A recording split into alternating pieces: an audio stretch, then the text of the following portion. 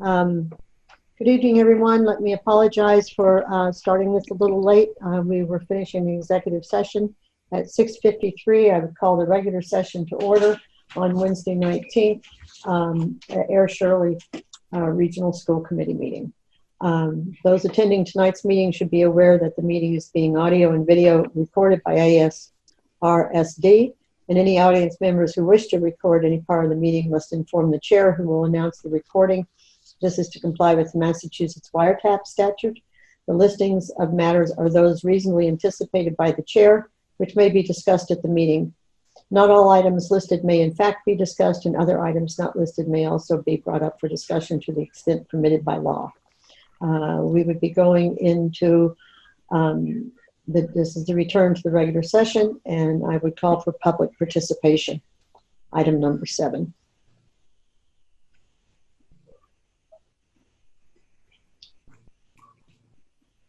I see none. Am I missing anything? Okay. There are no requests in the chat, so. Okay, that's what I was looking for. Okay, so then we will move on then to the consent agenda. July 27th, 2020, regular session minutes for release is item number 1. Does anybody have anything for that? Item number 2 in the consent agenda is a warrant memo. We have AP warrant 1177 dated 6/30 for 2020 for $84,035.06.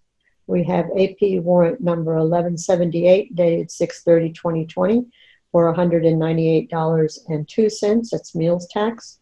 We have AP warrant 1179 dated 6/30/2020 for $142,150.62, which is a paid warrant.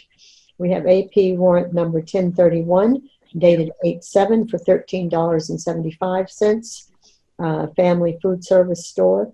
We have AP warrant 1032 dated 8/7/2020 for $73,417.39. It's a biweekly pay warrant. We have payroll warrant dated I misspoke that, I'm sorry. We have payroll warrant 4 dated 8/14/2020 for $197,225.62, which is a biweekly payroll. And we have payroll warrant 4.1 dated 8/14/2020 for $369,952.90, and that's the teacher summer payroll.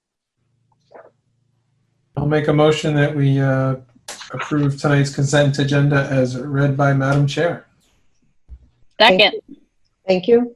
Michelle, would you call the roll, please? Mr. DeForge, Aye. Mrs. Granger, Aye. Mr. Leone, Aye. Mr. Quinty, Aye. Mrs. Reshoots. Aye. Thank you very much. Joe, are you? Okay. Okay, under new business, we're moving on to new business number 9, and we have a grant presentation, and we've introduced Mrs. Mary Beth Hamill, who is our Director of Student Services. Mary Beth, are you with us? Yeah, Mike, could you bring up the grant report that's in the drive, please? Oh, there she is. Hi, Mary Beth. How are you? Is this the report you're looking for right here? Yes, thank you. You're welcome. Good evening, Madam Chair and members of the school committee. Thank you for inviting me tonight to provide an update on our federal and state grants. We are in very good shape, and it's only the second month of our fiscal year. So I provided a table for you to summarize the grant activity that has occurred already since July 1, and also list the grant applications that are due for submission in September and October. So we'll start right off the top. The 3 items that are in bold at the top that are labeled new are state grants that are related to COVID school closures and preparation for the reopening of schools. The first, Fund Code 117, Remote Learning Technology Essentials Grant. Information is not listed in terms of the allocation award. This is a competitive grant that Mr. Tebow and I worked on together. The embargoed information was just lifted this afternoon, so I'm pleased to tell you that our district will be receiving an award of $34,644 to be spent specifically on any or all of these three items: student devices, internet connectivity, and assistive technologies.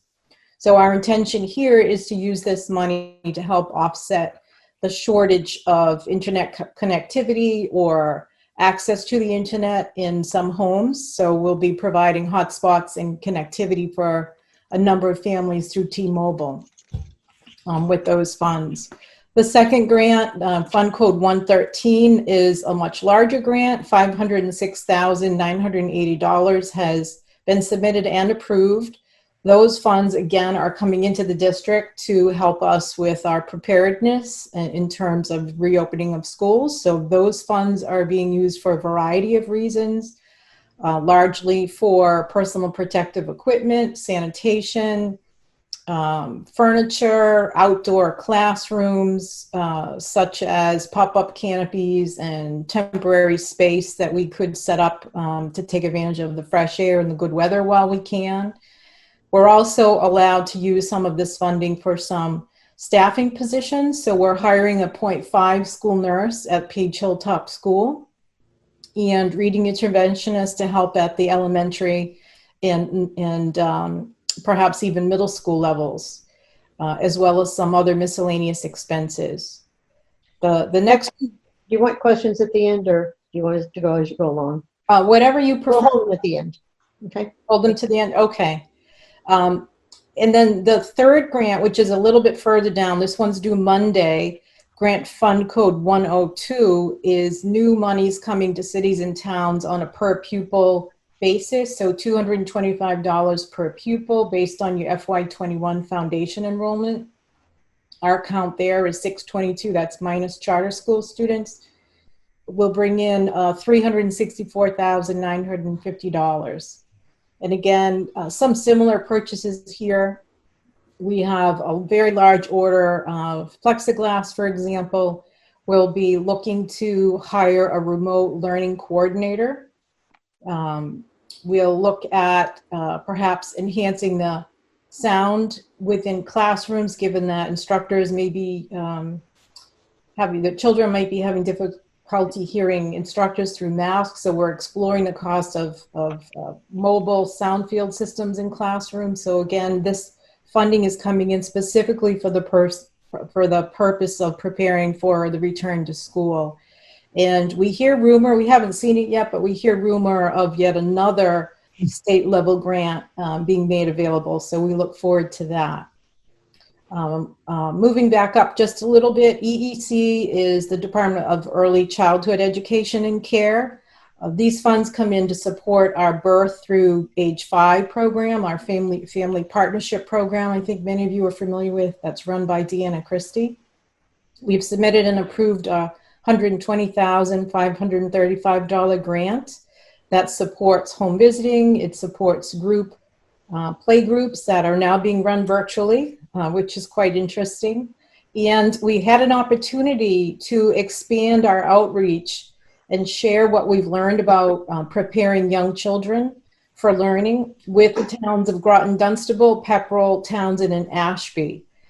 They do not currently have a family partnership program, and apparently there wasn't interest in starting one in those communities. So our program was awarded expansion funding. We're about to submit the application, but it's looking very favorable in terms of approval. So that's good news for us because that's continued expansion of our partnerships with some of our neighbors in surrounding communities. Hopefully that'll result in growing the enrollment of our preschool in the future. And then we've got our federal grants. 2 relate to special ed, IDEA. The 240 grant is used to mostly for staffing, but also for in the terms of paraprofessionals, but also for some consultants. We've got a couple of vision consultants in that grant. And the 262 early childhood special education grant funds almost 2 full-time paras in our integrated preschool program. And then lastly, the ESSA package here, Every Student Succeeds Act, formerly known as No Child Left Behind. That encompasses Title I, Title II, Title III, and Title IV. And Title I brings money into the district based on our low income population. However, the funds are not restricted to that population. Funds are used for any underperforming student. So this is where funding comes for the Power Up program that's offered during the summer and after school. It funds the salary of Title I staff, Title I teachers, in the elementary schools and in the middle school. In the high school, it funds a Title I math paraprofessional. Title II is funds that's used for increasing or improving teacher and administrator efficacy through professional development. We're allowed to fund sustainable professional development over time. So often we contract with consultants such as Leslie University with some of those funds. Title III is for our English language learner program. Here there's a criteria that you have 100 ESL students in order to be even eligible to apply. And we do not, as an independent district, have 100 students. So we look to form a consortia. Air Shirley Regional is the lead district here. We partner with Billerica and North Middlesex Regional and Groton Dunstable Regional to reach our 100 minimum criteria to be eligible for funding. It's not a lot of funding. It's $32,000 and $228. However, it pays for some student materials. We've been busy acquiring student devices over the last several years, and also for professional development. These teachers, I believe there are 12 or 13 of them across the 4 communities, have just finished participating in a pretty intensive 2-day ESL Institute that ran yesterday and today. So we're grateful for that funding as well. And Title IV is a relatively new federal grant. This is an enrichment grant. Think of it as supporting the whole child. The funds here are used for social emotional learning, for example, or for advanced opportunities for children, including additional uses of technology in the district. And then lastly, a while ago, we qualified for the workforce grant, $82,951. And we have finished our purchasing, and now we are in the phase of collecting that money through the reimbursement process. So those funds should be coming into the district shortly. This money is used primarily at the high school. And the grant was written with some consultation from members of the robotics team. And we are so grateful for their help, because the equipment, this was purely equipment only. That was the only expenditure allowed. Things like a vinyl cutter and some more improved 3D printing capabilities and CAD software. These items will be put in what will be labeled the Panther Innovation Lab in the high school, as well as in some classrooms too. And the equipment will be used to give our students new and different opportunities in terms of learning how to use, how to apply the skills they're learning in classwork and coursework to the real world, whether the students are headed for college or the workforce. We found that this was an area that the district was lacking in earlier. So we were very happy to win that competitive award as well. So again, there are a couple grants on the horizon, but if you look at the total down below, it's very exciting to share with you that we are, with the new technology amount that I announced tonight, we're just shy of $2.2 million in federal and state grants coming in, and that's what we know of today. So I'm happy to take your questions at this point. If I could just start off and say congratulations, and Mary Beth, great job. Really appreciate all your work you do on this. Now I'm assuming that, just to kick it off a little bit, I'm sorry guys, that everything that is the ESS, for instance, and the early childhood, those were all approved in the budget for this year. Those are annual grants that Right. need to be submitted. So the application hasn't been filed yet. It's due September 14th. And we submitted, it's got a very quick turnaround. It's usually a two to 3 week turnaround. ESSA was very, very fast approval. I submitted on a Thursday, and by Tuesday morning had my formal letter of approval. And so they happen in the order that you see listed here, basically. Joyce, if I may, Superintendent Malone, the grants aren't part of the general fund, so they don't get approved within the budget. So we have to submit them, when the dates are due. You talk about funding on some of your things, like it's Title I, a certain teacher or a certain portion might be under Title I grant. Yeah. Mm-hmm. So they're in there in that presentation, right? Yes, the Title I teacher would be funded by the 305 grant. Yeah, they're not funded in the general fund. They're grant funded positions, so they don't appear in the budget, in the general fund budget. Bill, if you could just chime in. So Bill will tell you what the total budget is with the grant funds, but we don't even get the allocation for Title I typically until July. Oh, right. You know what I mean? So we wouldn't have it for the budget that we're developing, the FY21 budget, for example. And next year will be FY2022. So we don't know what the funding will be for these entitlement grants: Title I, Title II, Title III, and Title IV. So they essentially get then put into the next year's. We've gotten that money. Did we use it this year instantly? Yeah, it's used for the current fiscal year, FY21. Mm-hmm. But it might help to clarify that the federal government, I think, sends the funds to the state for use for across a period of 27 months. Okay. The state makes it available to local districts for a period of 18 months. So this new round of money will come in the fall, and we'll be able to spend it through June, through summer, if need be, into the following school year. So that helps. Yeah, that helps. Yeah. Was there a load problem at Page Hilltop for nursing to add a 0.5 position there under 113? Yes, there was.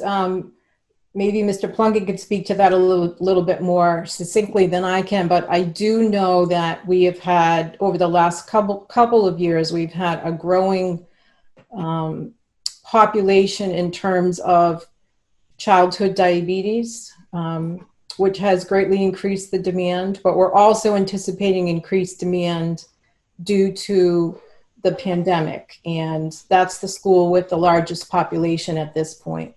right, and I can speak to that as well, Mr. Quinty. So so our nurse leader was a 0.5 at Page Hilltop, and then so she was 0.5 nurse leader and a 0.5 nurse at Page Hilltop. But with the anticipation of the pandemic and her services being needed in all 4 schools and be available, we put in the grant at 0.5. So now the nurse leader is able to visit all 4 schools and support all 4 nurses. All right. This year, this grant is just for this 0.5 is just for this year in the grant. Right. Yeah.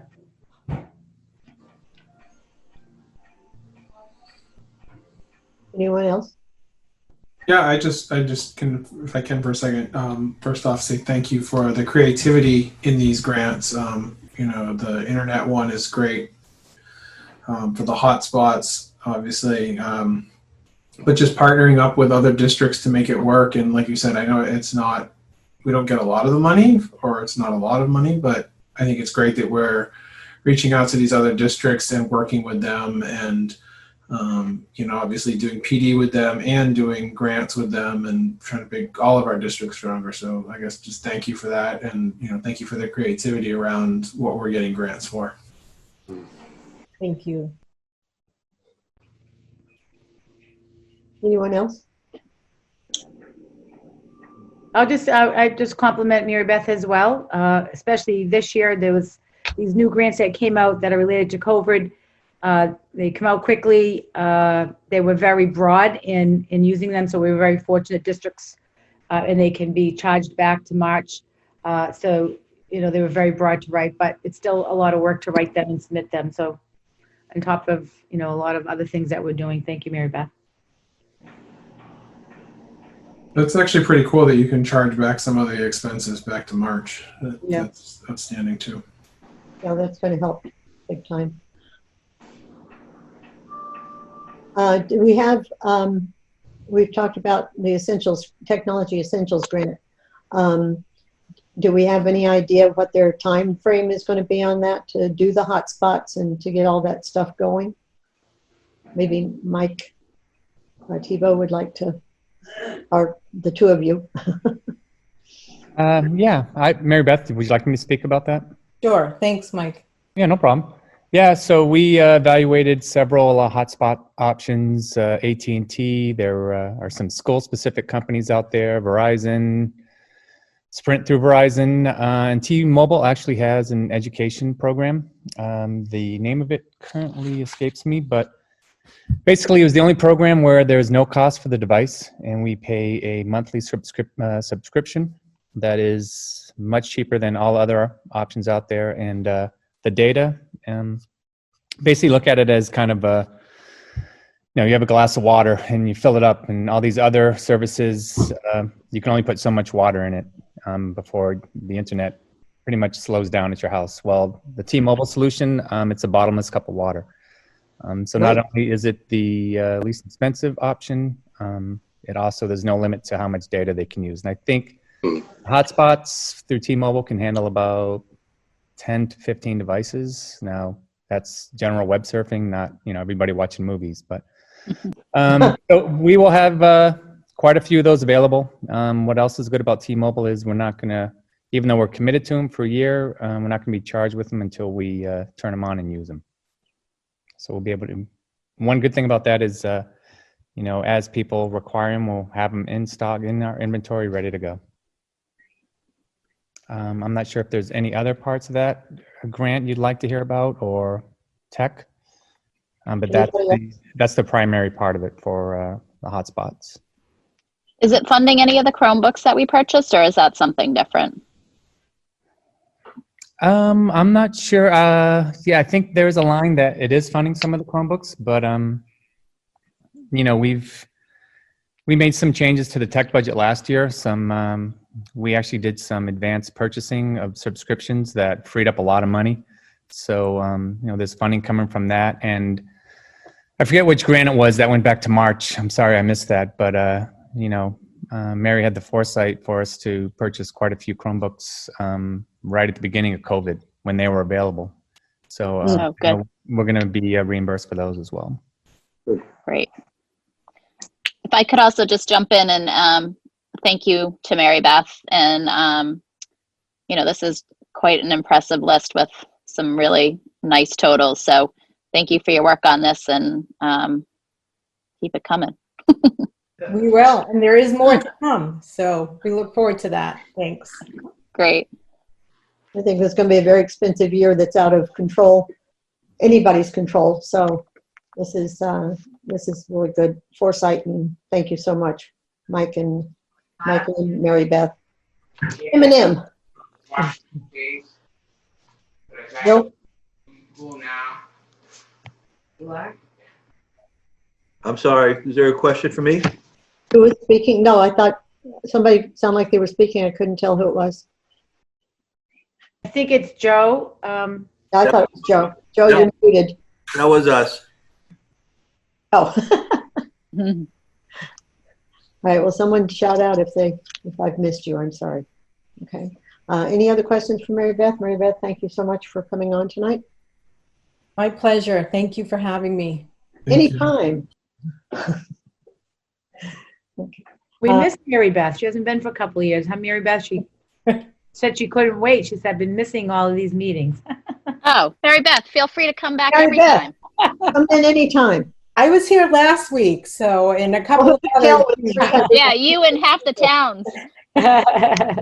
We didn't get to see your smiley face. I must say, I really enjoy this format. It's convenient, and we're hoping that we'll get more family engagement as we start the school year. It's really important, right? Yeah, So, totally agree.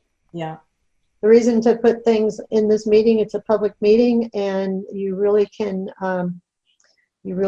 have people come. So it's very good. Although I think we may go in person pretty soon. Well, maybe when we hand out the hotspots, we add that little caveat that you must attend Zoom school committee meetings. Or even Zoom presentations. I mean, you guys do so many evening presentations. I think the Zoom is going to be great for that. Oh, absolutely, because more people, more parents and families can participate. So it's, it's really nice to have such high participation. So, Yeah. Okay, this is completely off topic, but well, we can talk about it some other time. Forget it. Well, we Right, just you know, in the chat, and I think maybe we could answer this. I have, In-person meetings, we can video all of it. yeah. Get it all right out, live stream. Right, Mike? Okay. Oh, yeah, we have plenty of cameras. Okay, there you go. Moving on, please, I guess. Thank you, Mary Beth, again and again. Number 10 is Superintendent's Report. Dr. Malone? Yes, thank you, Madam Chair. And my report is actually going to consist of information on reopening schools, some updates, but I thought first it would want, probably blend together. yeah, exactly. And I want to first start with Mr. Kendall. He's one of our panelists tonight. He's going to give an update on athletics and the new guidance that was released. So, Mr. Kendall, please. Hi, everyone. Hi, we had that new guidance today, didn't we, at noon? Yes, we got a little bit yesterday, and then we got a lot more clarification on it today, and there's still a lot more to come. But basically, the MIA today, based on DESI's recommendations, voted in 4 seasons of sports. The only one with a definite start date at this point is the fall sports, which will start on September 18th. 2 sports are definitely good to go, and that's cross country and golf. They are low-risk sports, and the modifications for that are minimal, and we will be able to reach those with no problem. The Midwatch League and the MIA sport committees are going to be meeting about girls volleyball and soccer to see what we can do to meet the modifications required by the EEA to have competitive games.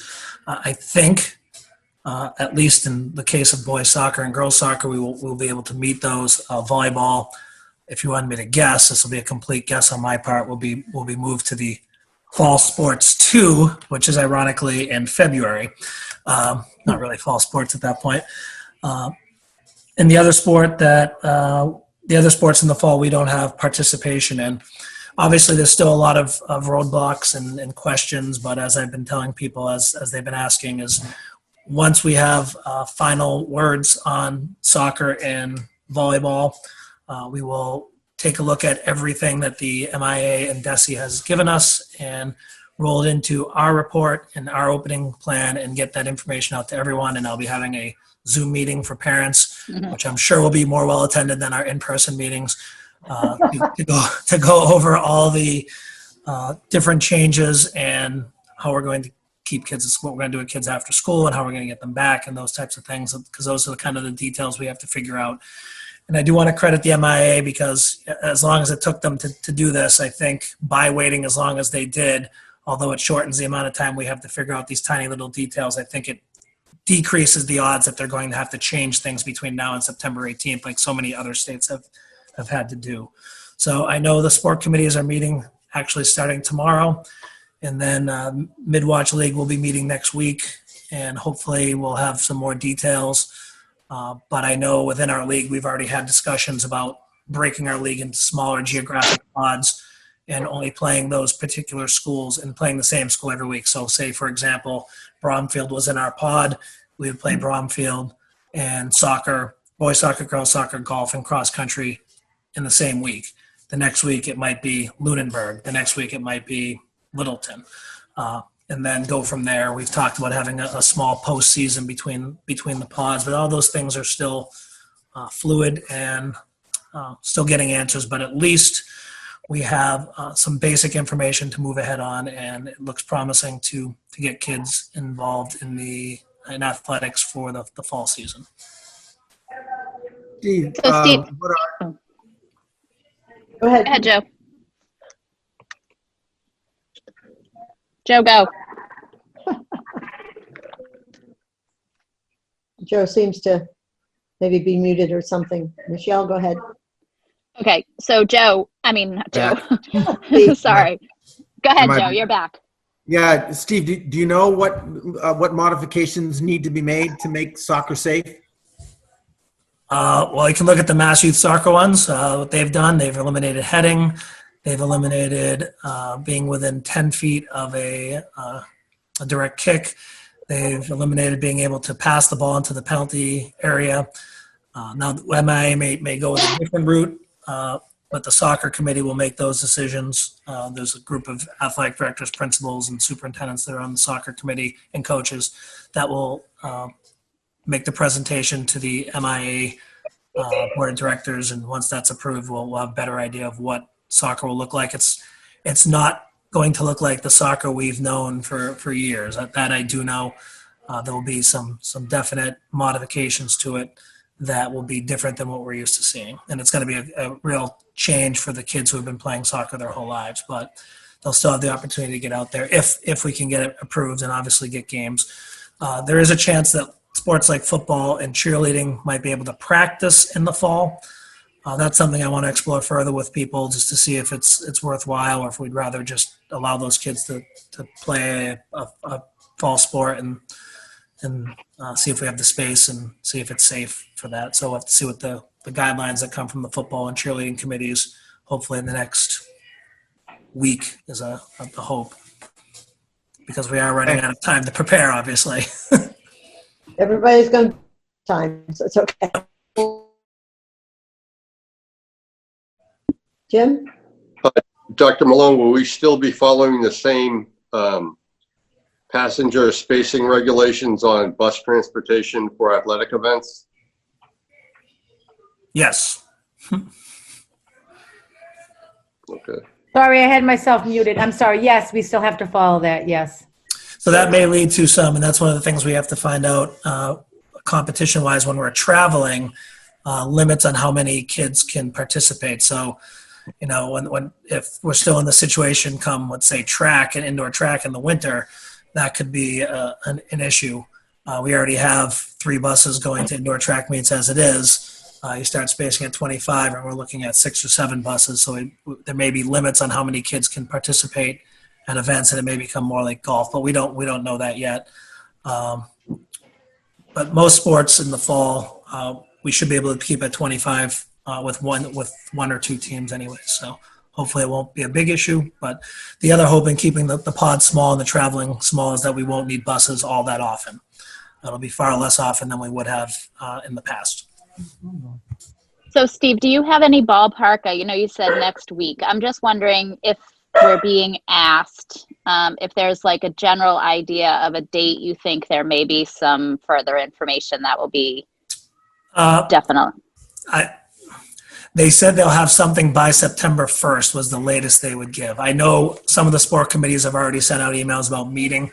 So the earlier the sport committees meet, the quicker it'll happen. I think the soccer one will be sooner rather than later, and I think volleyball will be as well.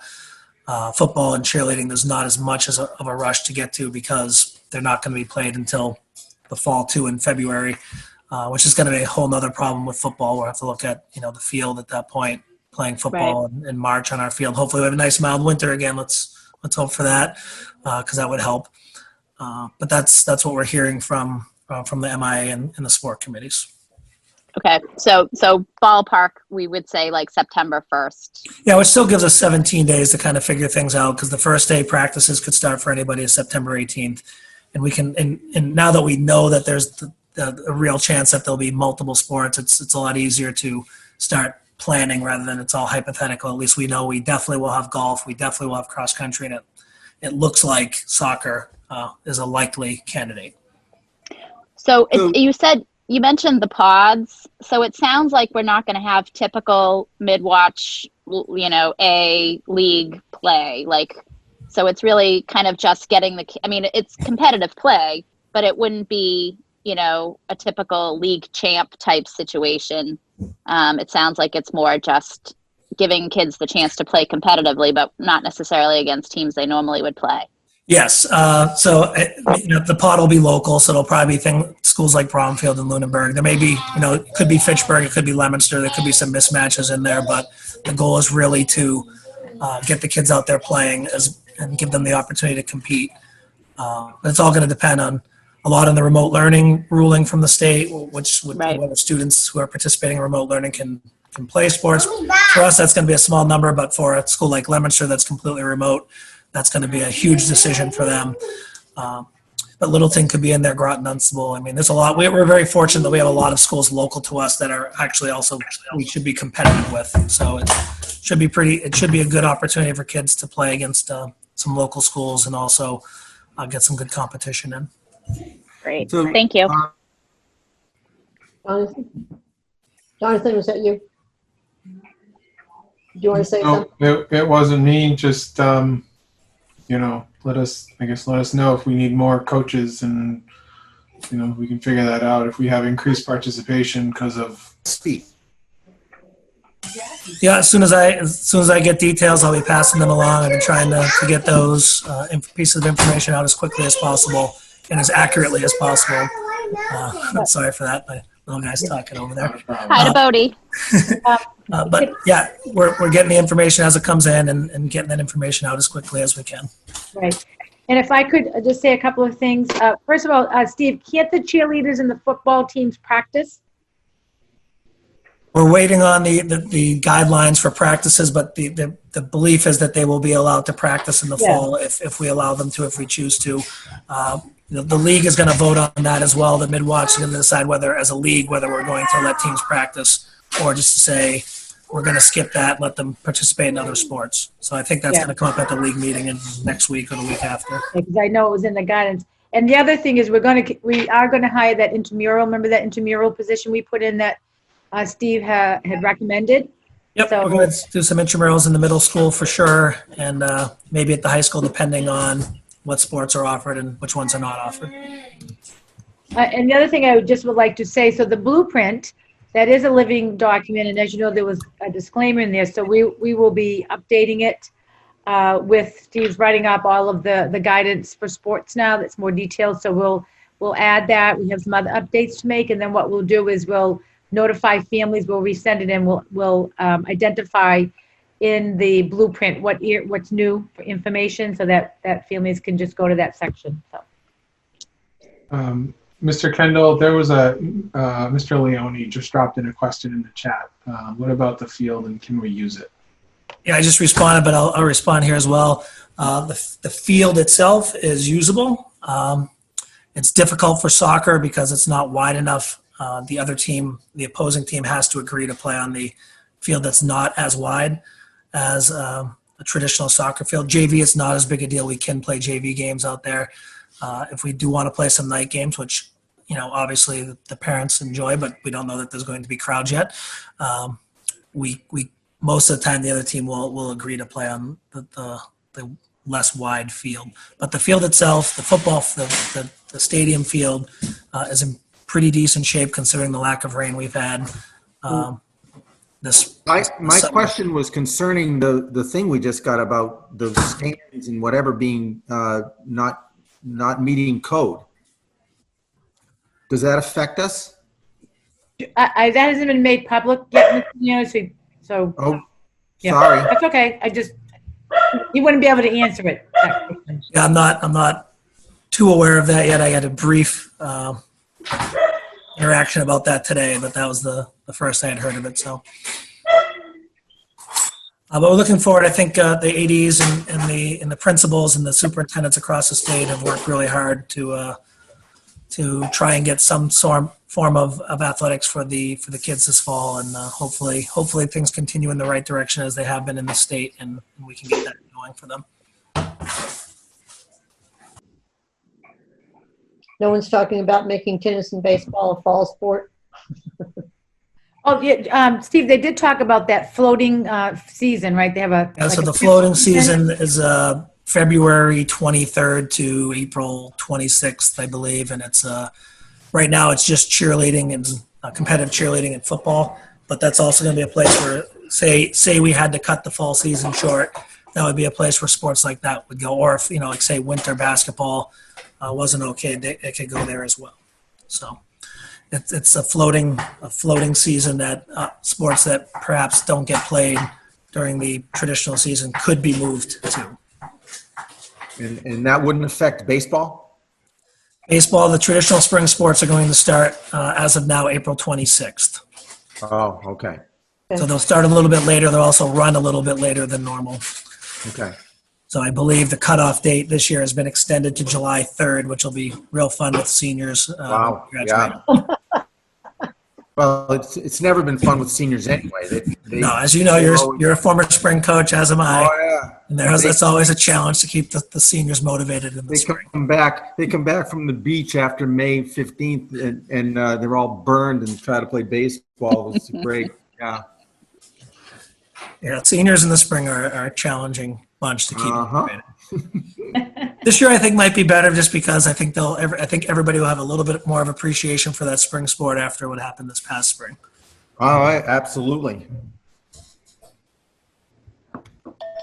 Steve, we really appreciate you being here. Thank you so No much. problem. I'm glad I could finally give some real news other than, hey, we're waiting to hear and, rumors and things. So we've got some real positive news moving in the right direction. Hopefully even next week I'll have even more news for you. Jim? Thank you, Steve. Thank you. Thank you, Steve. You're welcome. Have a good night. You You too. too. Just come to all our meetings, that's all. How's that? You set a precedent now. Right? Yeah, the principals, they were pretty happy that tonight they could have an option, I think. People have been putting a lot of nights.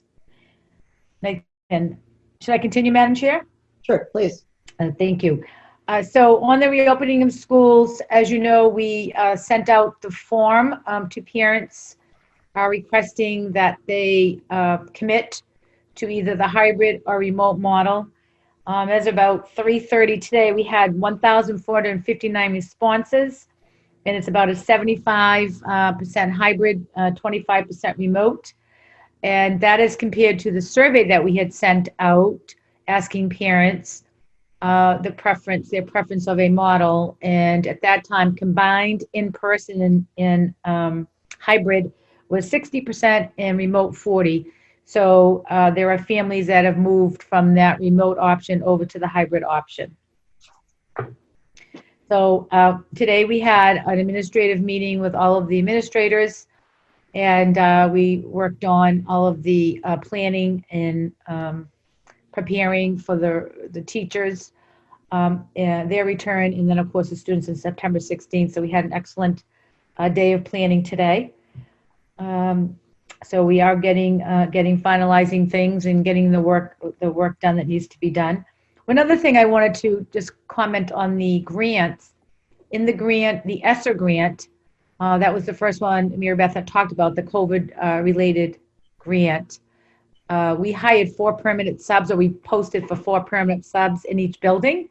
And so we had quite a few applications. And so each building will have 1 permanent sub to float throughout the building in anticipation of, absences or such or other things. So again, it's a, we call them a long-term sub. So it's a 1-year appointment. It's under the grant. So back to if something's grant funded and then there isn't, the funding anymore, then things have to change. But that's,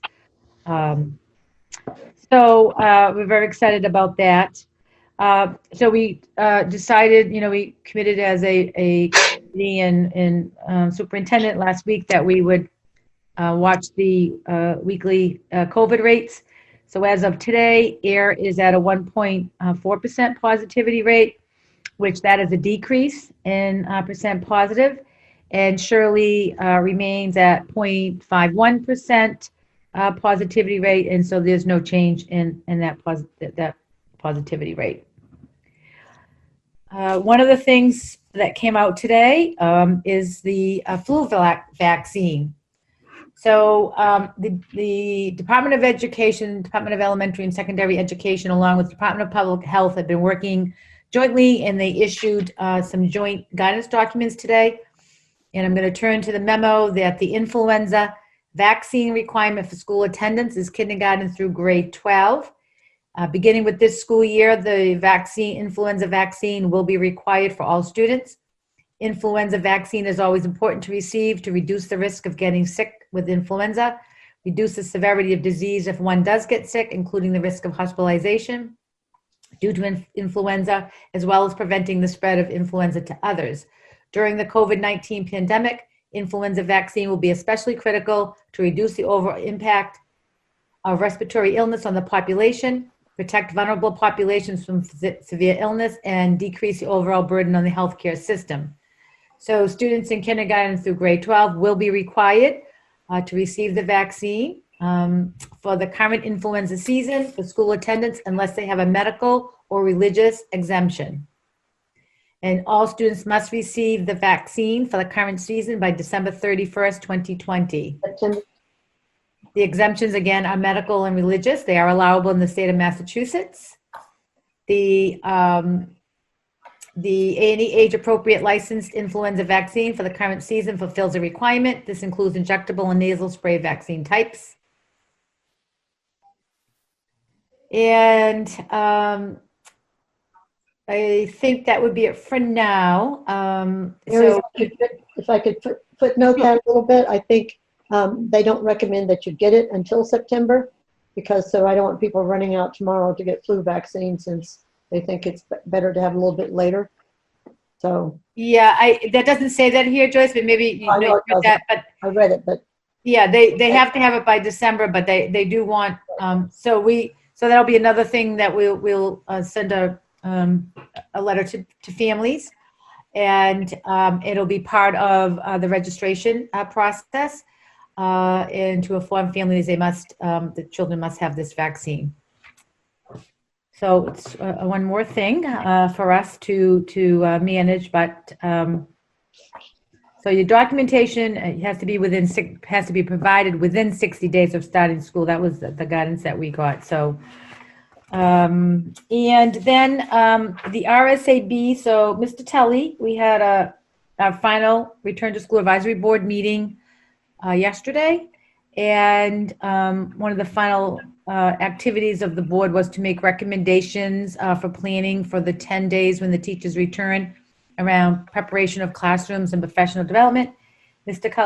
Telly suggested he'd like to write a report, and I said I would join him on that report, so I'm going to read you his report and then the part that I added. The return to school, this is from Mr. Telly. The return to school advisory board was composed of the following subcommittees: teaching and learning, operations and management, special education 504, student services, and English language learner services. The only subcommittee that was school specific from each of the 4 buildings in the A.S. Shirley Regional School District was teaching and learning. The other 4 subcommittees had representation from across the A.S. Shirley Regional School District. Each subcommittee had individuals from both administration and non-administration. The breakdown for the RSAB was approximately 40 teachers and 16 administrators.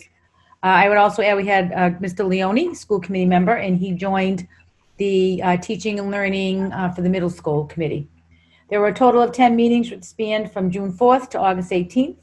RSAB volunteers had earned an honorarium as well as PDPs based on 5 meetings. Each meeting began with an update from the superintendent regarding information from the Department of Elementary and Secondary Education and Commissioner Riley. The day's agenda would be reviewed by the superintendent, questions would be answered, and then we would transition into our breakout sessions for each subcommittee to do its work. The superintendent and assistant superintendent would visit each subcommittee to offer clarification and or see if there were questions. If time allowed, we would rejoin the main session and discuss further. Prior to the school committee vote on August 13th addressing what learning model would be implemented at the start of the 2021 school year, the RSAB had completed various versions of the hybrid model along with the full in-person and remote models. This was achieved by each subcommittee formulating questions, agreeing to how to address the questions for each model.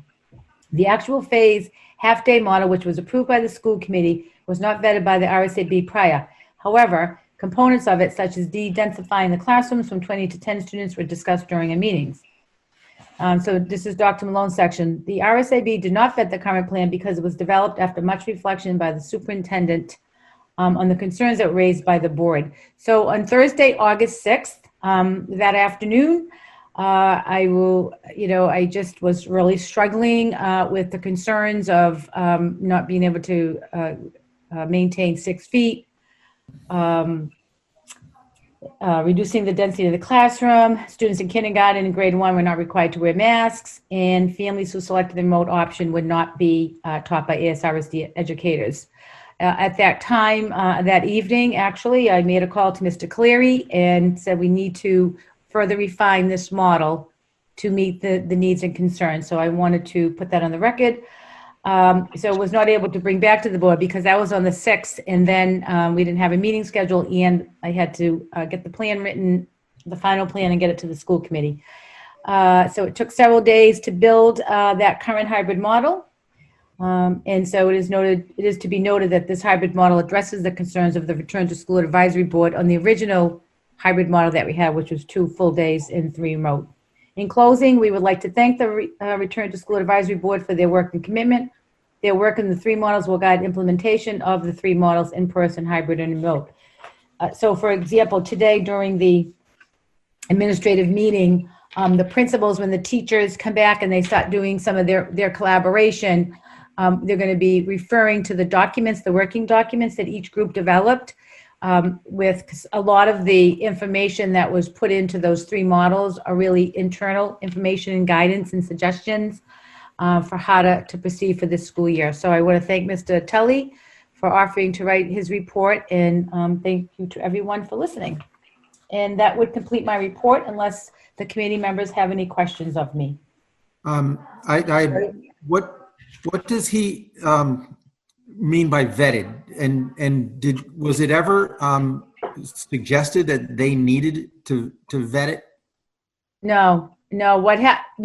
So we had vetted the 2-day full day and then the 3-day remote. And so then the concerns were brought back. So, it wasn't, we presented several hybrid schedules, and we asked the committees each to provide feedback on those models and what their preference would be. And so the favored model was the 2-day, 3-day model, which was being probably one of the favored. And so I'll be quite honest and say that I struggled, internally about the model due to the concerns.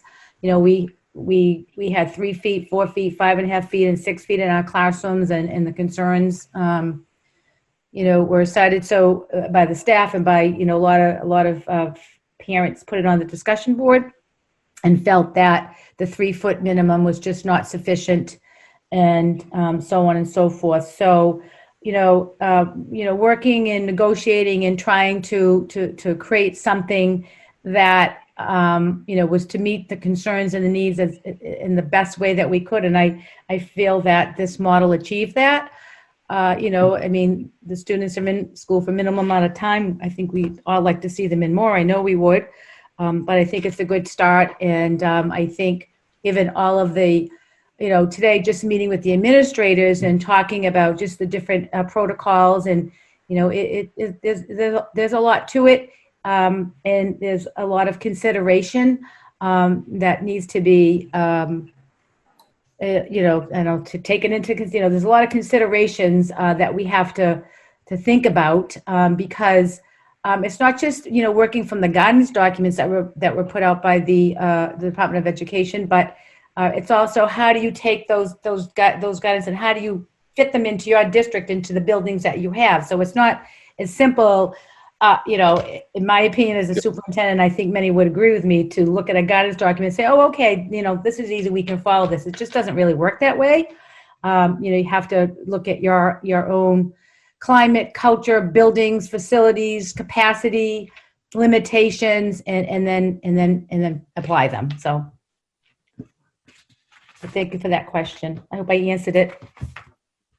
Yeah, the main question was, that didn't need to be vetted by the RSAB is what I was really asking. No, right. It didn't need to be. I mean, throughout the process of meeting with them, I was very transparent and, provided them as much information that I would receive through the commissioner and meetings and all of that, and really asked them to look at the models and so I was very transparent. So perhaps, that the fact that this refined model wasn't brought to the board, but it just, it was a real time constraint. And I can tell you that Mr. Cleary and I worked on that model 24/7. It took a lot of work to create it, to develop the cohorts, to think about the transition piece, because that wasn't working. So really, that last week, that was our focus. And you can ask our families.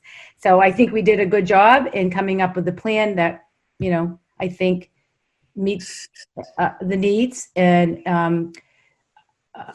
alleviates or allays some of the concerns, the health concerns around the physical distancing and the number of students in the classroom and such. So I do have one more question, but I don't want to if anyone else does. Go ahead, Joe. With respect to parents making their choice around hybrid or a remote, do they have enough information with respect to who will be teaching the remote classes and what that will look like?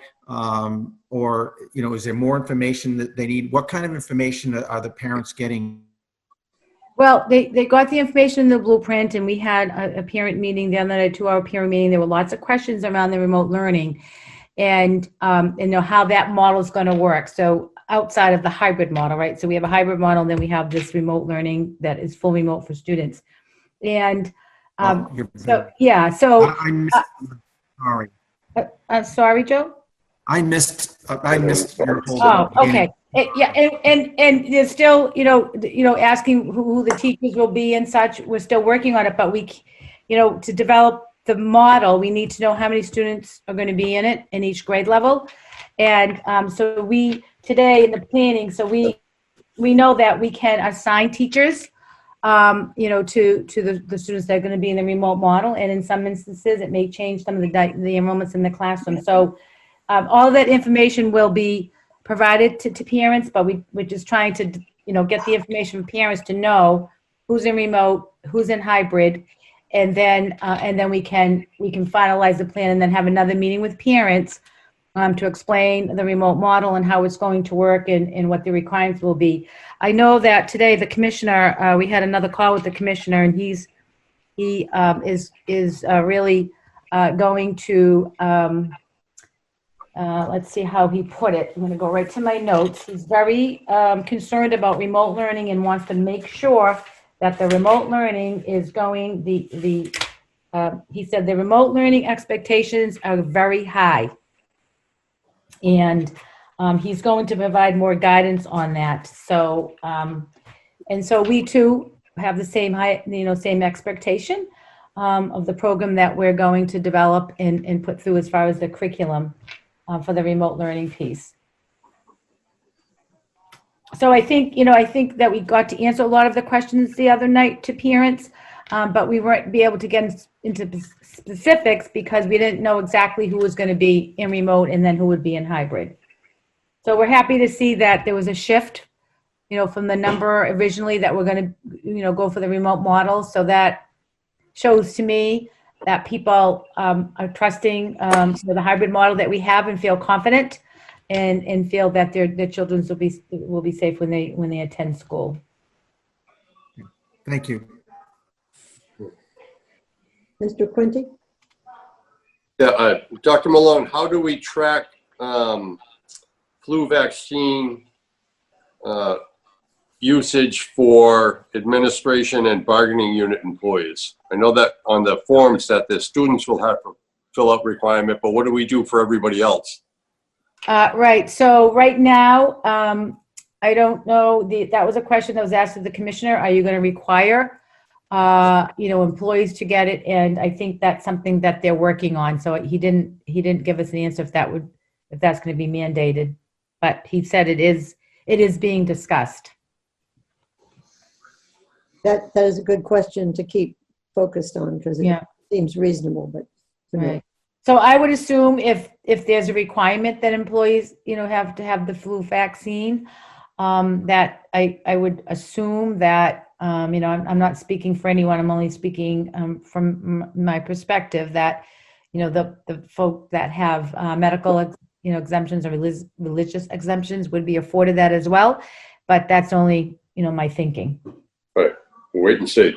Right.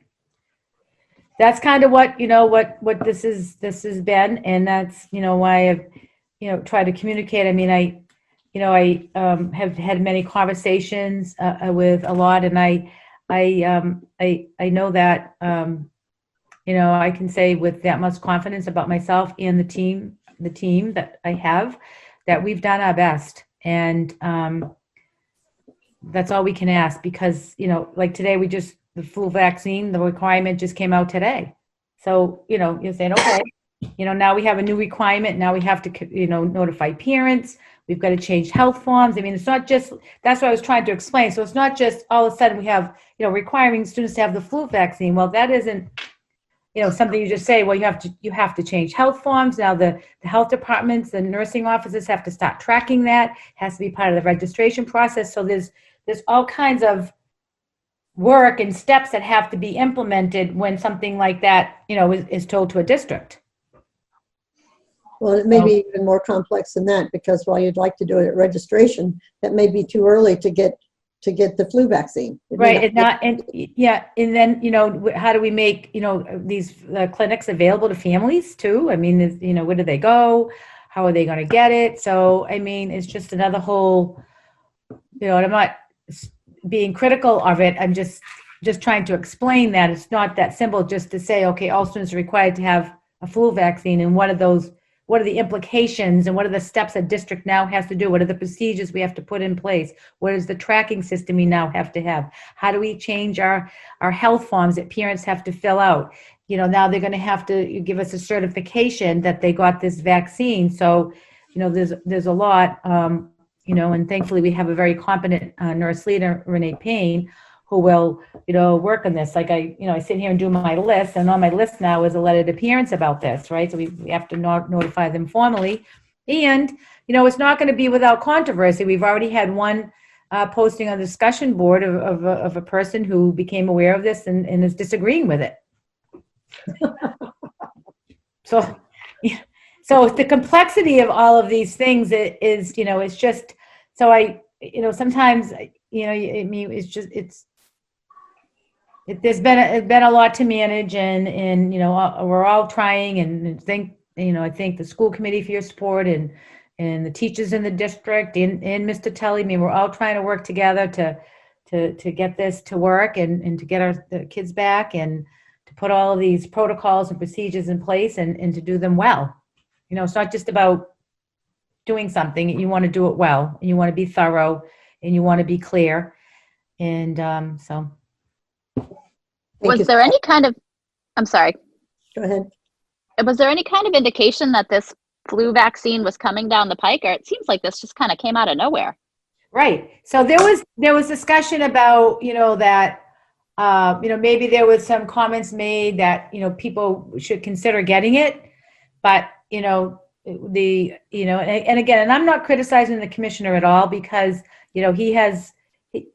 he has his job to do, and certainly right. I'm not criticizing him at all, but the way things work, it's you get an email yesterday that says the commissioner would like to meet with superintendents at 1:00 today, and so we had this whole day planned with administrators, and so I just kind of want people to understand, the context and the demand, the on the demand type of meetings, and the way things change course, and something new comes to you and you've got to handle it, and if you made mistakes along the way, or you didn't get to communicate something as well, or, there's a lot of balls in the air. So today, Mr. Cleary and I left the administrative meeting to go, listen to the commissioner's conference call. Jim, did you want to say something? Mr. Quinty?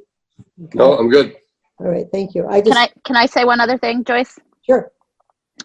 So to your point, Dr. Malone, I think it's worth reiterating that all these plans that we have, right, are, day to day, case to case, surge to surge. Right. All the sports talk we had, all that thing is going to be dependent on what's on the ground in September. We are going in the right direction, and let's hope that continues. But I think it's worth mentioning that, that is still a variable that we're going to have to deal with. But my question is with regard to the responses. So we have gotten a lot of responses back. What would you say is like the percentage you're still waiting on, and how are you going to go about? Are you going to make phone calls, or yeah, how's that going to work? Yeah, so so the principals, so we put all the information in, we have this analytics dashboard, so all of the information is in this dashboard. And so the principals, we shared that dashboard with the principals today, so now they will, I actually just got something from Mrs. Lewis already, so they're gonna go through and vet their lists and make sure everything is accurate, and then, so you figure there's probably about 300 families that we heard of, so now we'll go to the building level, and then the administration or whoever they designate will call the families to say, we haven't heard from you, and, and have that conversation so that we can finalize the plan. Because the other piece of this, which I gotta write myself a note, is we did, as you know, if you filled it out, ask families to confirm the busing again, because the busing is going to change a little bit now, because instead of having, a class of 22 coming in, we're having a class of 11. So that's going to reduce some of the numbers on the bus. And I think I've already stated that, Mr. Plunkett is working on the transportation piece, that we have 12 buses. And so we want to use our entire fleet, so you might only need, just say you only need to use 6 buses for the Page Hilltop right now.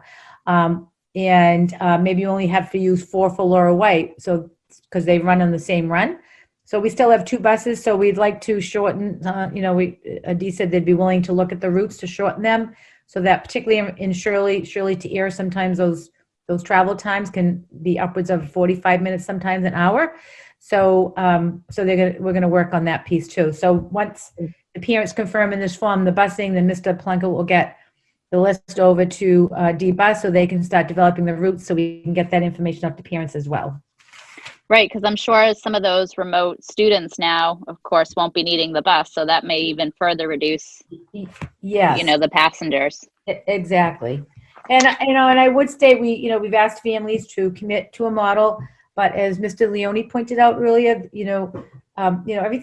there's always an individual case, of things. And so we're always, I want everyone to know that, we always would look at things. Things change in families, things happen.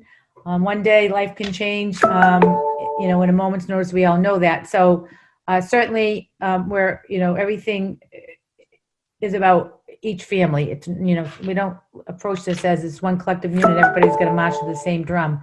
So, just wanted to put that out there, that if families have, school isn't starting to September 16th, and if there's, circumstances change and they think differently, certainly would like to be contacted and see what the individual case is and work with our families.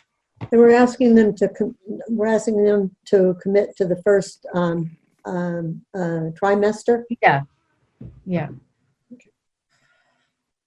Get that out. Okay, so Yeah, and like I said, there's individual cases and things may change for families, and I think sometimes it's just about childcare, right? So once now that we're getting the numbers and such, we're meeting with Mrs. Russell and with Mrs. Knoll next week to discuss what for families and get that information out. And then I know that the commissioner is working on some solutions for teachers. And if they work in one district and the other district's on another, hybrid schedule. So there's some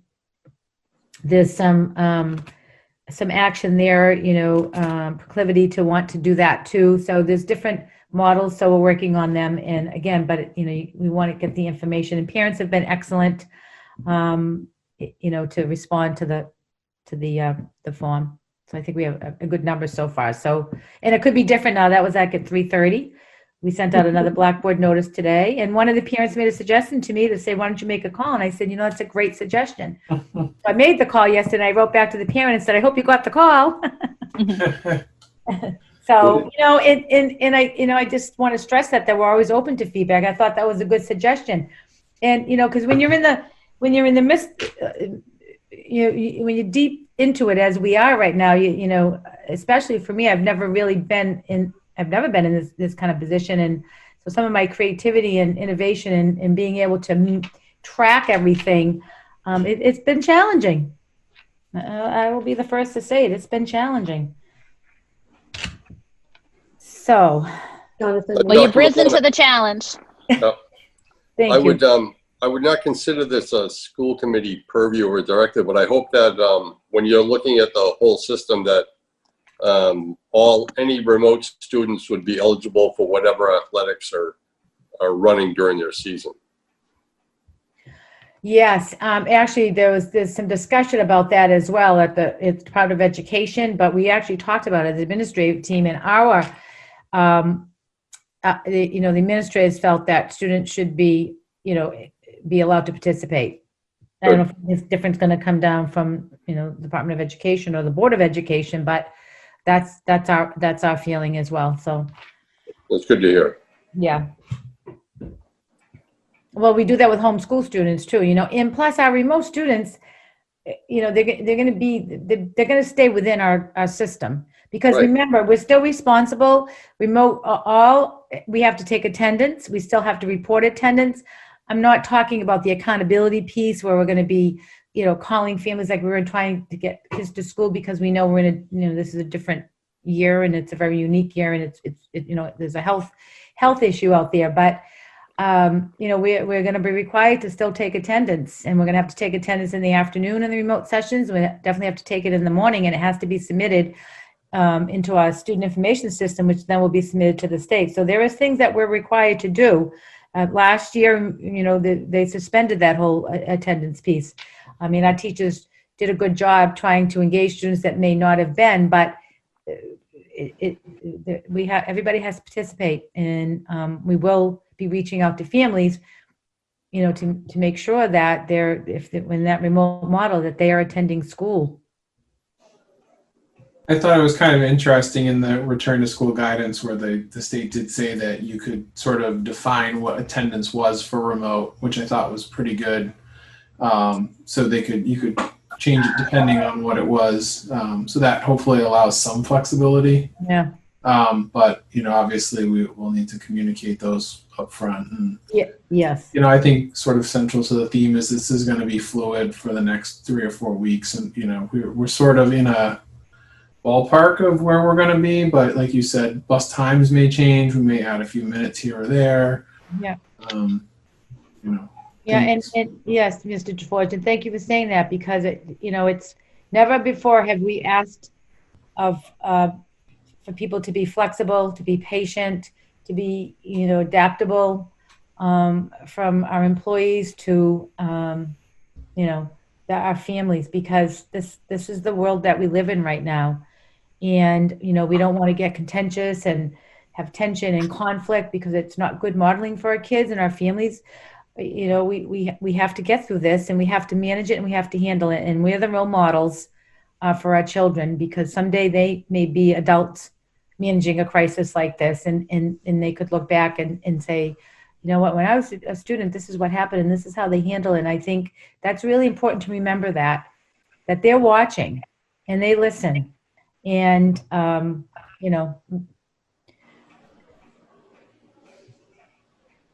leave it at that. Sounds good. So can we move on to item B, under ongoing business, update of 2021 school calendar? Dr. Malone? Oh, yes, thank you. As a disclaimer, so one of, originally, when we had the other hybrid model and we didn't have the 10 days, we were going to do a staggered opening. And then when the MOU came out, that was agreed upon between the union and the Department of Education, that granted the teachers 10 days of teacher prep up front. That was, it was non-negotiable. So I think I explained that to committee. We couldn't, take 2 days and bank them to use another time of the year, which is fine because we need it. And I think it's going to be time well spent and very, very valuable for all of us. So what we're proposing, and this is in our time and learning already, is that students on September 16th, the Panther group will enter school. I'm looking at my calendar right here. Bill, can you put the calendar up? Yeah, it's in the drive.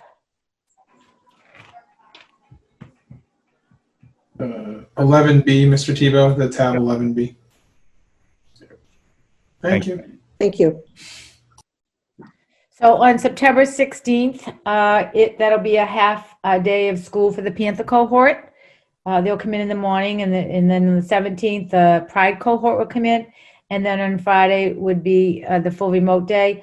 One of the things that we feel is important that after the students, the first day, first of all, the students get to have a first day of school. And then, the teachers and the building administration will be able to say, okay, how did this day go? What do we need to do for day 2? And then the remote, the same thing. At the end of the day on Friday, they can have, some time to collaborate and say, how did the remote day go? Because, the theme is this year is let's build something great together, and we have an opportunity here to, we're like I said to the administrators today, we're building an educational system. This is what we're doing, and let's build something great. Because essentially, that's what all of the districts, from in the Commonwealth and in the country, we're building school districts. Horace Mann built a school district. They built school. Now we're building schools. So I just wanted to bring that, and I haven't put it out to the parents yet. And I told the committee I'd be bringing the calendar back. So if you want to vote on that, or if you have any feedback on it first, I'm happy to take any questions. That open house schedule, that's to be determined. Is that for September? Yeah, actually, we talked a little bit. Yeah, we talked a little bit about that today. So, given the restrictions on big group gatherings, the principals are talking about, something virtual, but we're going to keep those dates there. Yes. Okay. I just would like to say that I think I like those half days to start, just because you're buying some time for teachers to collaborate and what went well, what didn't go well, but also for the bus runs that might need a little extra time, or just get a little extra, get kids home and get them used to it, and maybe they play some more with all the new things they learned on their Chromebook that day, or whatever. But right. It's a nice, easy transition in. I think that's a great idea. Thank you. And then, of course, the full, information of the hybrid model will begin on Monday, the 21st. I would accept a motion for the calendar. So moved to accept the slightly revised calendar. I'm sorry, let me say that again. I would make a motion to accept the revised calendar presented this evening. Second. Mrs. Town, would you please call the roll, please? And then Mr. DeFore. Discussion. I'm sorry. Does anybody have any comment on that? I apologize. Thank you. Actually, I have one quick question. Sorry, because I just noticed it. Dr. Malone, does this change when progress reports would get issued for various grade levels? Did we address that when we pushed this? Yeah, back? you know what? We didn't. We haven't addressed that yet. Okay. Yeah, we're thinking about it, and maybe so really the fourth term is the term that's going to lose the 10 days, if you will, because that's when we shortened it. So we're thinking that it might be good to be communicating with parents and not pushing the date out earlier than sooner, since we have a new educational model here. Yeah. And that might be, it would be beneficial to both the educators and the families to have that type of communication, that formal communication, particularly since we're in a new model, and how a student, not only about the academic performance, but how are the students adjusting, how are they adjusting at home, how can we better support, the in-person to remote connection and all of that. So I think we're thinking we're going to leave those dates for now. Okay, cool. I was just curious. I thought you talked about it last time and I might have missed it. So just a little clarification. Thank you. Yeah, thank you. There's a motion on the floor. Does anybody else have any discussion or questions? Okay, seeing none. Michelle, Ms. Town, would you call the roll, please? Mr. DeForge, Aye. Mrs. Granger, Aye. Mr. Leone, Aye. Mr. Quinty, Aye. Mrs. Reshoots. Aye. Thank you. Thank you very much. Going to subcommittee reports, number 12. Mr. Leone, Diversity and Equity Subcommittee, do you have anything tonight? Absolutely. we had a very nice meeting, and had a great discussion about who we were and our mission statement, and a lot of good work. There was a lot of good attendees. I want to make sure that everybody knows that they're all welcome to attend. We have another meeting tomorrow night at 7 remotely.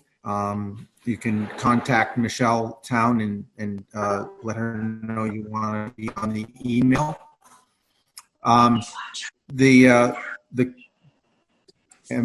I still being heard? Yeah. Okay.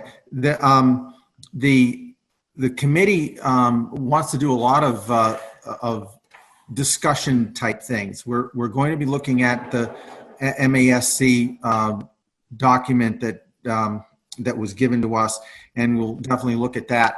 But we also want to do a lot of discussion type things, present some materials and open it for discussion, so that we're making progress with respect to what's happening in our schools. And so we want to make sure that that the meetings are known, that they are open to faculty and to people, in the town, so that they can come and participate in those kinds of discussions. So that's there. I'm feeling really good about this committee. Erica and Michelle, the co-chairs, are fabulous people. Laura has a wealth of knowledge with respect to diversity and equity, and I think that this committee is going to do some really great things. Thank you, Joe. And that meeting is what time tomorrow? 7 o'clock. 7 o'clock. Okay. And that's Joe, is your meeting schedule posted on the district website? I do not know. Yes, it is. There we go. There you go. Expert. Thank you, Mary. Madam Chair, Yes, please. can I just add to that? So the Teens for Change group, I had met with them a few weeks, a while ago now, a few weeks ago, and I had told them I would meet with them again, and I, again, there's been things, but I have scheduled a meeting with them we just scheduled today, next Tuesday, the 25th, and at 10. So I know, to Mr. Leone, I asked them to focus on, student, how can we, work with our student body around diversity and equity and injustice and implicit bias. So I'll be looking forward to what they bring back as well. So I think it's a nice kind of a married committee, if you will. We have the student side, and then we have the adults. So I think it's a nice model. Okay, thank you. Dr. Long, would it be appropriate for me to go to that meeting too? Sure, I'll let them know. I should, it's 10. I'll send you the information. It's next Tuesday, the 25th at 10 a.m. Okay, thank you. Okay, you're welcome. Okay, thank you, Joe. Thank you very much. Mr. Quinty, Policy Subcommittee? I guess we had agreed that we would wait until we're in person to go over to the council and audit policy. I guess we still want to continue with that. I think we want to continue with that. It's very All difficult. right, so what you can put that out whenever you decide that we're going to meet in person. I'd put it on for that meeting. Okay, thank you. 13, Chairman's Notes. I just want to, anyone who has had a TV on in the last 5 days and have any of the news programs that are talking about this state and what they're doing in that state and what they're doing. And I think everybody is in a state of confusion for good reason. I did have some update where we're so far looking at 2575. The people who are offering full remote versus a hybrid, that seems to be close to the number that is shaking out. 2080 is probably the lowest one I've heard. And it's going to be very difficult for everybody, for all of us, for the teachers, for everybody. And it's kind of working your way through the mud. So I just ask everybody to be patient and to think that if you have creative things, please come forward with them. Don't feel shy. And I don't think it ever helps to think that we're not alone, but no one's alone in this. And I think this was a really good, the soft opening, and we'll see where we have to go. Flexibility and communication is the critical things here. And I just hope that all our parents and all our professionals and all our staff all go in that direction. So I'll get off the soapbox. Other topics for discussion not reasonably anticipated in 48 hours in advance of this meeting. I don't think we have any. I just Do you have would something, say, Jonathan? yeah, I was looking at the schedule for coming up here. Did we want to go to start talking about, can we pull off September 1st in person in the I was going to LGI? bring that up because I saw it designated here as Zoom. Yeah. What would be the will of the committee on that? So Tuesday would be in Air, Wednesday would be in Shirley, Wednesday the 16th. yeah, so I guess I think we're going to continue it unless stuff happens. So I'm perfectly fine coming into the LGI. If it's possible that we can continue to do this sort of hybrid with Zoom so that more people can participate and be able to listen in, especially as we consider these, we start analyzing what we're doing. Again, I don't want to put Mr. Tebow on the spot here, but I know if we can do that, I'm in favor of coming back in. Sitting 6 feet apart, I don't know if we would all need to be sort of somehow sat in front of our webcams or whatnot to make this work so that everyone can see us. Or if there's any APAC concerns or whatnot, but again, I'm okay with that coming back in. And then my other concern would sort of be September 16th, the first day of school. I don't know if we want to add on to that day or that maybe more of a, I don't know. Those are just my two things on the next two meeting dates. Well, kind of my thoughts on this is we actually could, there's nothing etched in stone about the LGI room. Which is kind of enclosed, although the high school has some great HVAC. We could even do the cafeteria or something like that, so there'd be more space, but that's a high ceiling in that room, so it's not a bad room. And maybe we could discuss with Mr. Tebow the possibilities of having people attend like they're doing in a Zoom meeting, because I think that's very, very helpful. So how soon does everybody feel they need to know it's a tentative open house for middle school. Madam Chair, may I just weigh in on this? Sure. So certainly, Mr. Tebow, we can look at, because I think there's two pieces, so we have to manage the physical distance, which I don't think would be too hard. But as far as doing a Zoom meeting, which would be a hybrid meeting, right? So people could participate remotely, which is fine. But could I, have a chance to talk to Mr. Tebow and see what that would take and all that? Only because, we've got a lot really busy in the next couple of weeks, and I don't want to add any more to his plate.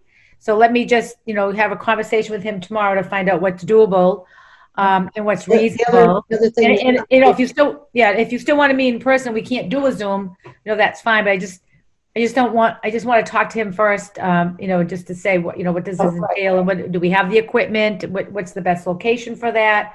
Well, then the question comes in, if we are meeting in person, it is a public meeting and we have to allow the public.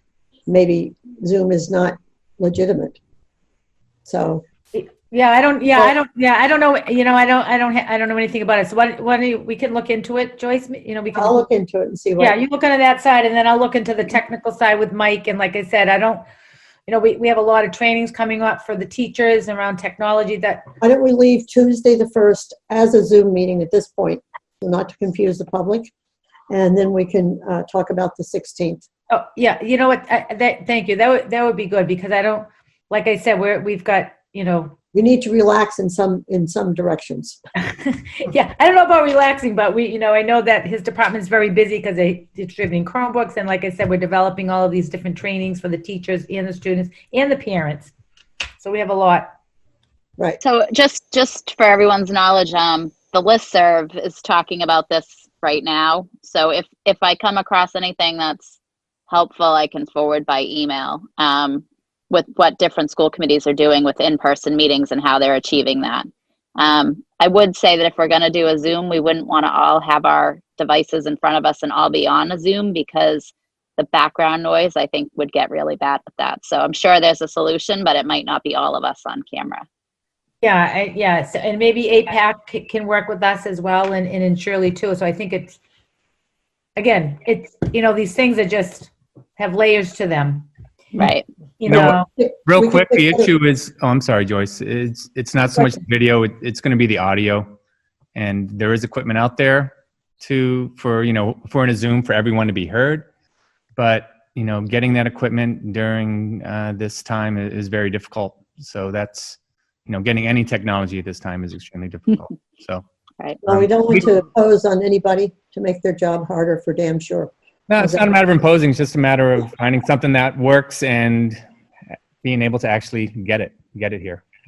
That's what it comes down to. So go ahead, Joe. I defer to you. I would like to say that the September. You lost Dave. Joe.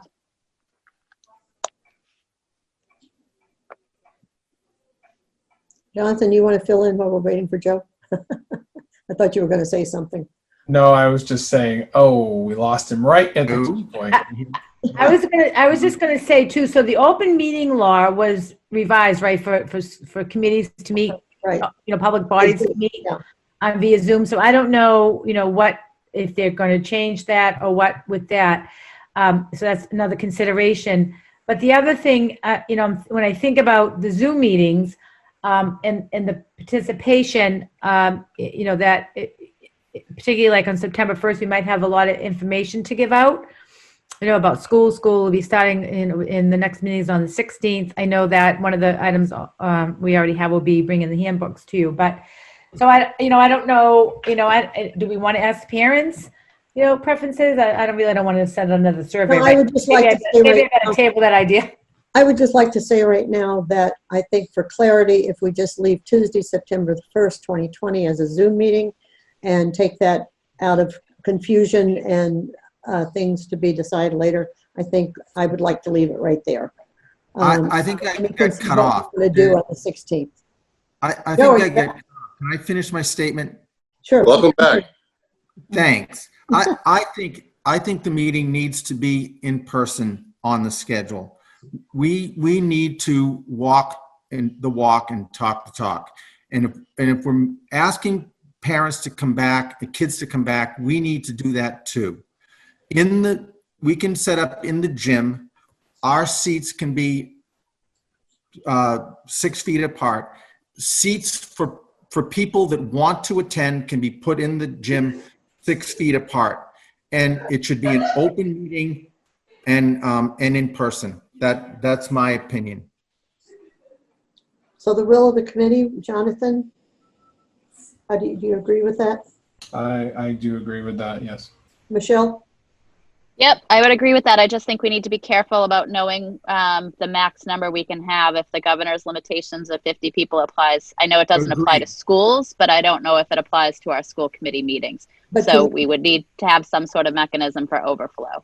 But if you have, and you could do an overflow with some microphones in the cafeteria, perhaps. I'm just wondering maybe if there's an online component that we could deal with it that way. We had a town meeting in Shirley, which it was all 6 feet apart, and using the bleachers and designating seats on them. And then you also have a square footage there that you could ask the Board of Health what your capacity is, which is what they decide, and to go from there. Mr. Quinty? You just can't share microphones at your meeting. Well, we're not going to. I'm perfectly fine meeting in person with the proper spacing, and I kind of like the visual. We're asking people to come back to the school, and it's a lot easier to do that if you're in the school when you're asking them to come back to the school. Okay. Well, I think the will of the committee then is to meet Tuesday, September 1st at the high school, room to be designated, and have a regular in-person meeting. Okay, so I just want to be clear what the will of the school committee is, because you were talking about the gym, and I don't know about tape, recording, because these meetings are live streamed, so I don't know what the capacity there is, so we're going to go back to our schedule and just go to the LGI room, because that'll be Yeah. a Tuesday, and we'll have it in the LGI room at the high school. Okay. I don't Yeah. think the LGI room has enough capacity. I think it's the square footage, and seeing what they did in Shirley with the gym for the town meeting, it was excellent. And this was 2 months ago when things were scarier than scary. So can we decide that? When do we need to announce? I'm just going to ask the indulgence of the committee, because this is a short time. We're talking about 2 weeks, and we teachers coming back a week from Monday, and I don't we know we're a small district, we don't have a lot of Okay, capacity. so our preference then, Mary, is that we meet in person on Tuesday, someplace in air. Yeah, I mean, if we could just go back to a regular model for now. I just don't know if because you have to we're live streaming these meetings now for the public, so I don't know. I don't have any information about that. So I'd like to keep, if possible, I'd like to just keep it in the LGI room. We can, Mary, you can go in there and take a look. We might reposition the way that we're seated there, but given our live person attendance over the last 5 or 6 years, I think the room is going to be spacious, and we're not going to have a problem. But I'd like to just, that's where all of our hookups are. That's where if we get APAC back in there, they'll be in there. You might want to space this out a little bit. We might have to move some tables and chairs, but it's a pretty good sized room. And I think, especially for the September 1 meeting, I think we'd be fine just to keep it in the LGI room. Does that agree with everybody? Will of the committee? Yeah, I'm in there, and I think if we have a large public participation, we'll just need to ask for some patience, and we'll get you in there, and we'll work the best we can. Right. Anybody disagree with that? Okay, so we will go with that information.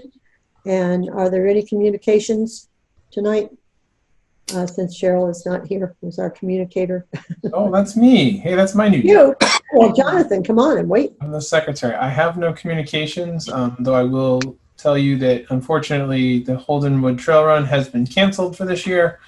However, we are still selling T-shirts. The standard T-shirt that you would normally get if you registered before Labor Day is available for sale. Half the proceeds half this price goes directly to ASEF.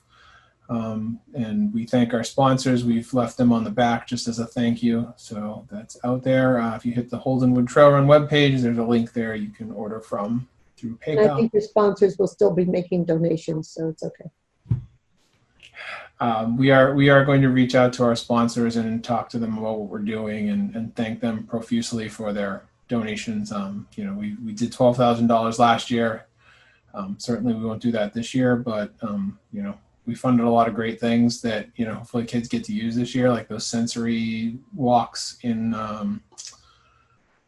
Page Hilltop, Elementary. in the elementary schools, and some field trips, and great. ASEF's a great resource for our district, so obviously as much as we can give back as possible, it's great. Found out today that we've already sold over 50 shirts, so I think whoever's ordered a shirt, that's pretty cool. We'll go from there. Thank you very much. I intend on walking the woods with my shirt on and going to the Bull Run on that date, just letting you know.